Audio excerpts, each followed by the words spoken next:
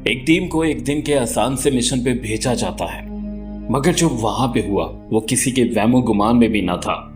वहां पर एक ऐसा शिकारी था जो इस दुनिया का नहीं था और वो घात लगा के सबका शिकार कर रहा था।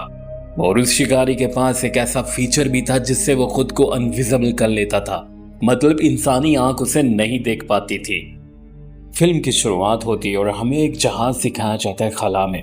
वो हमारी जमीन के करीब जाता है और फिर एक छोटे से जहाज को लॉन्च करके वो वापस चला जाता है। और फिर हमें एक चॉपर दिखाया जाता है, वो मिलिट्री छावनी में उतर जाता है। और फिर उसके बाद हमें डच दिखाया जाता है और डच के साथ उसकी पूरी टीम भी थी।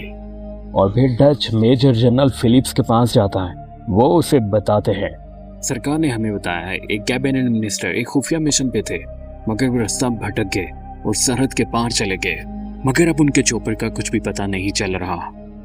मगर आखिरी बार सिग्नल हमें दुश्मन के इलाके से मिला था और ये इलाका एक घने जंगल में है। और अब डच उनसे सवाल करता है कि आपके कैबिनेट मिनिस्टर अक्सर वहां पे जाते रहते हैं। और फिर साथ ही डच उनसे कहता है ये काम तो आपकी रेगुलर फौज मुझसे बेहतर कर सकती है। मगर फिर पीछे से आवाज आती है, कोई बेवकूफ तुम्हें सबसे बेहतर समझता है। और डच जब मुड़ के देखता है, वहां भी उसका दोस्त था जिसका नाम डिलन था। ये दोनों पहले एक साथ ही काम करते थे और ये दोनों बहुत अच्छे दोस्त थे, मगर आज कई वक्तों के बाद ये एक दूसरे से मिले थे। और अब डिलन डच से मिलकर बहुत खुश था। और अब डिलन डच से कहता है, देखो ये काम बहुत ही आसान है, हमें बस वहां पे जाना है, कुछ बाकी लोगों को मारना है और अपने कैबिनेट मिनिस्टर को छुड़ाना है और वापस आ जाना है। ये बस एक दिन का काम होगा और मैं भी तुम लोगों के साथ चलूंगा। मगर डिलन भी जानता है डच कभी भी किसी को अपने साथ नहीं लेकर जाता सिवाय अपनी टीम के। पर डच डिलन का दोस्त है और इन दोनों ने एक साथ कई मिशन किए हैं, तो इसलिए डच मान जाता है। और फिर अगली सुबह ये लोग रवाना हो जाते हैं। 2 चॉपर में इन्हें भेजा जाता है। इन लोगों की पूरी तैयारी थी और ये हर किस्म के हालात का सामना करने के लिए पूरी तरह से तैयार थे। और अब इन्हें दुश्मन के इलाके में उतार दिया जाता है। ये जंगल बहुत ही घना था और इन्हें उतारने के बाद चॉपर वापस चला जाता है। और अब ये लोग उसी तरफ जाते हैं जहाँ पे आखिरी दफा चॉपर का सिग्नल मिला था। थोड़े से दूर जाने के ऊपर आखिरकार इन्हें चॉपर दिख जाता है। वो पेड़ों के बीच में टंगा हुआ था। एक आदमी को ऊपर भेजा जाता है और फिर इन्हें पता चलता है यहाँ पे किसी ने इनको मार दिया है। पायलट के सर पे गोली मारी गई है, मगर वो पहले ही मर चुका था और कैबिनेट मिनिस्टर वो यहाँ पे नहीं था। मगर तभी बिली आता है। बिली के बारे में बताऊं, वो एक बेहतरीन खोजी है और वो डच को बताता है, मुझे 12 गुरीलों के पाँव के निशान मिले हैं। उन्होंने कुछ लोगों को बंदी बनाया और अपने साथ ले गए, मगर 6 मुझे अमेरिकन लोगों के जूतों के निशान मिले हैं जो उन गुरीलों का पीछा कर रहे थे और उनके पीछे जा रहे हैं। और अब डिलन डच से पूछता है, क्या तुम्हें इस बारे में पता है? मगर डच झूठ बोल देता है। वो कहता है मुझे नहीं पता, हालांकि उसे पता है। और अब ये लोग जंगल के काफी अंदर तक चले गए थे और यहीं पर हमें पता चलता है बिल्ली जो सबसे बेहतरीन खोजी है उसे यहाँ पे कुछ पेड़ों के बीच में दिखाई देता है और वो धीरे धीरे आगे बढ़ता है। और जब पेड़ों के पत्ते हटाकर वो देखता है, ये मंजर देखकर तो बिल्ली के भी होश उड़ जाते हैं। इंसानों को उल्टा लटकाया गया था, उनकी खाल खींच ली गई थी। ये सब कुछ देखने के बाद तो ये सब भी घबरा जाते हैं, क्योंकि ऐसा कोई क्यों करेगा? दुश्मन भी दुश्मन के साथ ऐसा नहीं करता। मगर जो इन लोगों के साथ किया गया था ये तो इंसानी समझ से परे था। और वे डच को उनका लॉकेट दिखाया जाता है। ये भी अमेरिकन सोल्जर थे जिनके साथ ये हुआ था। और अब डच फिर एक बार डिलन से पूछता है, क्या तुम इन लोगों को जानते थे? मगर डिलन वो फिर झूठ बोल देता है। मगर डच अब उसको शक पड़ चुका है कि कुछ ना कुछ दाल में काला है। और अब बिल्ली को यहीं पर गोलियों के खाली खोल मिलते हैं और वो कहता है, मेजर मुझे समझ नहीं आती आखिर ये गोलियां किस पे चलाई जा रही थी। और फिर हमें पेड़ों के बीच में कुछ दिखाया जाता है। वो जो भी था वो इंसानों को हीट सिग्नल की वजह से देख रहा था। इंसान के जिस्म की गर्मी से वो उन्हें देख सकता था और वो उनकी बातें सुनना था और रिकॉर्ड कर रहा था।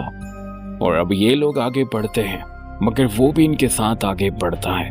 वो इन्हें देख रहा था, वो इनके सामने था, मगर ये लोग उसे नहीं देख पा रहे थे। मगर बिली वो महसूस कर चुका था उसके आगे पीछे कुछ है। वो देखने की बहुत कोशिश करता है, मगर उसे भी कुछ दिखाई नहीं देता। और अब ये लोग विद्रोहियों के अड्डे पे पहुंच जाते हैं। असल में यहाँ पे बहुत सारे विद्रोही थे और अब डच सबको इशारा करते हैं मेरे इशारे पर, और सब लोग आगे बढ़ते हैं और अब ये हमला शुरू कर देते हैं। और अब एक एक करके ये सभी लोगों को मारने लगते हैं और आखिरकार ये लोग सभी को मार देते हैं। मगर यहीं पर डिलन आता है और वो कुछ कागजात छानबीन करता है और अब डच जान चुका है डिलन ने उससे झूठ बोला है। तभी डच उसका कॉलर पकड़ के उससे कहता है, तुमने मेरे साथ झूठ क्यों बोला? यहाँ पर कोई कैबिनेट मिनिस्टर नहीं है। और अब डिलन जानता है उसकी हकीकत खुल चुकी है और अब उसे सच बताना होगा। और अब डिलन उसे कहते हैं, देखो अगर मैं तुम्हें हकीकत बता देता तो तुम कभी भी इस मिशन में मेरे साथ नहीं आते। और अब डिलन उसे बताता है ये विद्रोही नहीं है, इनके पीछे रशियन थे और ये 3 दिन के बाद एक बड़ा हमला करने वाले थे। और अब डिलन उसे कहते हैं, हमने कुछ लोगों को पहले भी इनकी जासूसी करने के लिए भेजा था, मगर तुमने अपनी आंखों से देखा उन लोगों ने उनका क्या हाल किया। और फिर डिलन उसे कहते हैं, वो जितने भी सोल्जर थे वो सब हमारे ही थे। और फिर डच उसे कहते हैं, जो भी था अब जल्दी करो, निकलो यहाँ से। और तभी हमें पता चलता है यहाँ पे एक लड़की जिंदा थी और डिलन उसे बंदी बना के अपने साथ ले जाना चाहता था, मगर डच उसे कहता है ये तुम्हारी जिम्मेदारी है और तुम ही इसे संभालोगे।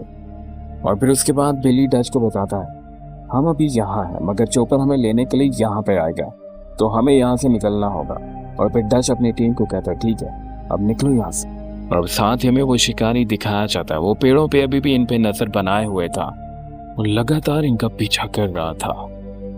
और अब बिली पूरी तरह से डर चुका था। ये लोग आगे बढ़ते हैं मगर बिली एक जगह पे रुक जाता है और अब बिली को वो वहां पे दिख चुका था। बिली को देखकर डच अपने साथियों को रुकने का सिग्नल देता है और फिर वो बिली की तरफ जाता है, मगर बिली वो तो पूरी तरह से डरा हुआ था। डच के बिली की तरफ जाते हुए वो औरत जिसे बंदी बनाया गया था हाथ में एक लकड़ी पकड़ लेती है। डच धीरे धीरे बिली की तरफ बढ़ता है और उसे झंझोड़ कर पूछता है, आखिर तुम्हें हुआ क्या है? बिली उसे कहता है, मेजर उन पेड़ों के बीच में कुछ तो है। मगर यहीं पर जिस लड़की को बंदी बनाया गया था वो लकड़ी से सोल्जर पे हमला करती है और यहाँ से भागने लगती है। ये लोग उसका पीछा करते हैं मगर वो शिकारी भी इनका पीछा कर रहा था। एक सोल्जर उस लड़की तक पहुंच जाता है और उसे पकड़ लेता है, मगर वो शिकारी वो आता है और उस आदमी को मार देता है और उसे अपने साथ ले जाता है। और जब ये लोग आते हैं तो इनके साथी की लाश भी यहाँ पे नहीं होती, मगर उस लड़की का चेहरा खून से भरा हुआ था। और अब ये लोग उससे पूछते हैं यहाँ पे क्या हुआ था, मगर वो बार बार कहती है जंगल में जान आ गए थे। मगर ये बात इन्हें बिल्कुल भी समझ नहीं आती, जंगल में जान आ गई थी, क्या मतलब जंगल में जान आ गई थी। और अब डच इनसे कहता है वो जो भी है अभी भी यहीं पर है और हम उसे ढूंढ कर निकालेंगे। तभी ये लोग उसे जंगल में तलाश करने लगते हैं। ये बहुत दूर तक निकल जाते हैं मगर इन्हें तब भी अपने साथी की लाश नहीं मिलती।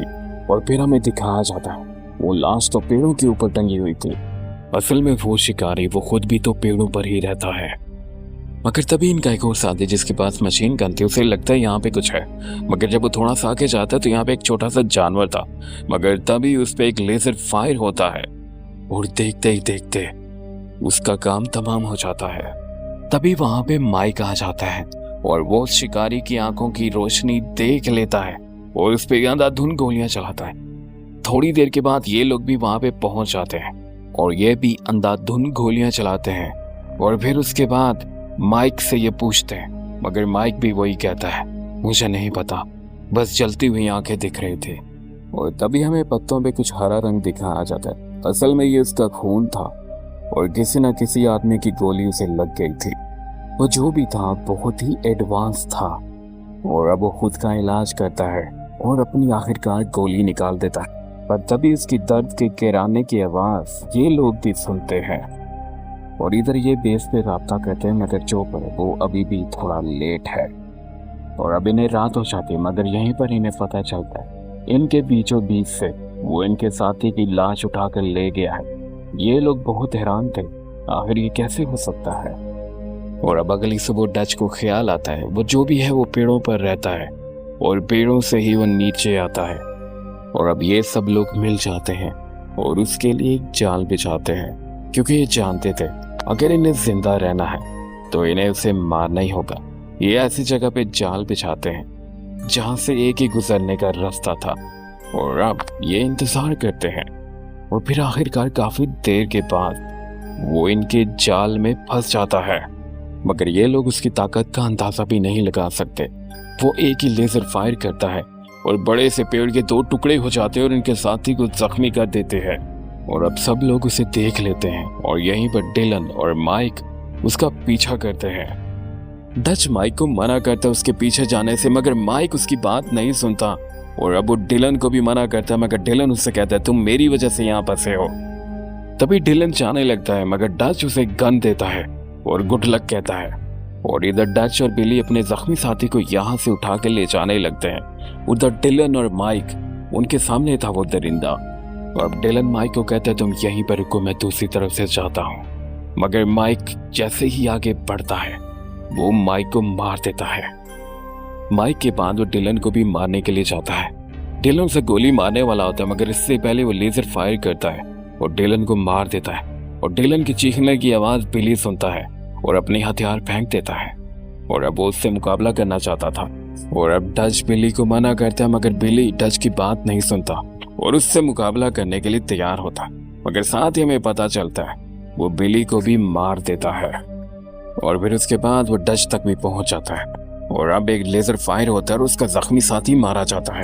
और अब डच भी बिजली की तेजी से उस पे गोलियां चलाता है, मगर पेड़ के दूसरी तरफ से वो डच पे फायर करता है। तभी उसका लेजर फायर डच की गन पे लगता है और ज्यादा नुकसान नहीं होता।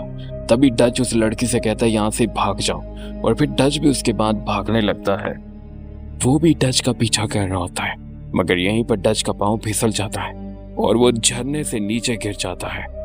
डच पानी में गिरता है, उसकी जान बच जाती है, मगर वो बुरी तरह से थक चुका था। वो झरने से बाहर आता है, मगर यहीं पर वो एलियन भी उसका पीछा करते हुए यहाँ पे पहुंच जाता है। और अब पहली बार उसे सही तरह से दिखाया जाता है। वो डच के सामने खड़ा हुआ था, मगर वो डच को नहीं देख पाता। वो पूरी जगह को स्कैन करता है, मगर डच उसे कहीं भी नजर नहीं आता और फिर वो वहां से चला जाता। और अब डच पूरी तरह से हैरान था, आखिर एलियन ने उसे क्यों नहीं देखा। और फिर उसे पता चलता है उसके जिस्म पे कीचड़ लगा हुआ था। जिस्म की गर्मी को कीचड़ ने रोक लिया था, जिसकी वजह से वो जिस्म की गर्मी को नहीं देख पाया। और फिर उसके बाद डच भी पूरी तैयारी करता है, उसके लिए जाल बिछाता है, क्योंकि डच जानता था वो कितना खतरनाक और कितना ताकतवर है। और फिर उसके बाद डच एक बड़ा सा तीर कमान बनाता है और एक बारूद तीर के आगे लगा देता है। उधर हमें दिखाया जाता है वो एलियन इंसानों की खोपड़ियां अपने पास रखता था, ये इनाम के तौर पर वो अपने पास रखता था।